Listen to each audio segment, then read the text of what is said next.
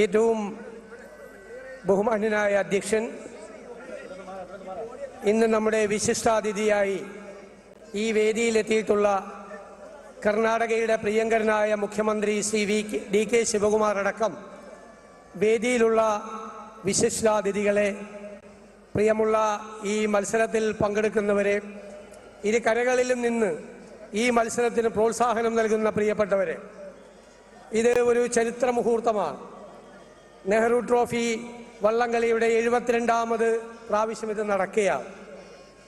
നമ്മുടെ രാജ്യത്തിൻ്റെ ചരിത്രത്തിൽ തന്നെ അടയാളപ്പെടുത്തിയിട്ടുള്ള പ്രധാനപ്പെട്ട ഒരു മത്സരമാണ് നെഹ്റു ട്രോഫി.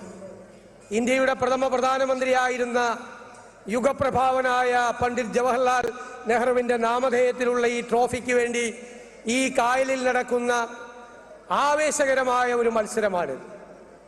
പണ്ഡിറ്റ് നെഹ്റു ഇവിടെ വന്ന് ആവേശപൂർവ്വം ഈ വള്ളംകളി കണ്ടിട്ടുള്ള ഒരാളാണ്. അദ്ദേഹം 2 ആഴ്ച കൂടുമ്പോൾ ഇന്ത്യയിലെ മുഖ്യമന്ത്രിമാർക്ക് കത്തെഴുതുമായിരുന്നു. 1953 ജനുവരി 4-ാം തീയതി അദ്ദേഹം ഇന്ത്യയിലെ എല്ലാ മുഖ്യമന്ത്രിമാർക്കും ഒരു കത്തെഴുതി. ആ കത്തിൽ ഈ വള്ളംകളിയിൽ അദ്ദേഹം പങ്കെടുത്തതും, വലിയ സ്നേക്ക് ബോട്ട്, നീളത്തിലുള്ള ഒരു ബോട്ട്, കേരളത്തിൽ മാത്രം കാണുന്ന ഈ ബോട്ടിൽ 100-ലധികം ആളുകൾ തുഴക്കാരായി ഉള്ളത്, അതിന് നടുവിൽ കുറെ പേർ നിന്ന് അവർക്ക് ആവേശം പകർന്നു കൊടുക്കുന്നത്, പാട്ടുകൾ പാടുന്നത്, ഈ മത്സരത്തെ മുഴുവൻ ആവേശഭരിതമാക്കുന്നത് അദ്ദേഹം വികാരനിർഭരമായ വാക്കുകളിലൂടെയാണ് ഇന്ത്യയിലെ മുഴുവൻ മുഖ്യമന്ത്രിമാരെയും അറിയിച്ചത്. അങ്ങനെ ചരിത്രത്തിൽ പണ്ഡിറ്റ് ജവഹർലാൽ നെഹ്റുവിന്റെ കയ്യൊപ്പ് ചാർത്തിയ ഈ മത്സരം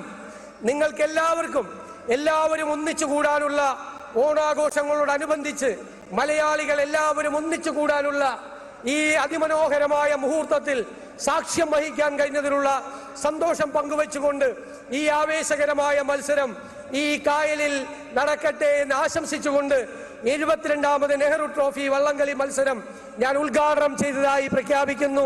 നന്ദി, നമസ്കാരം.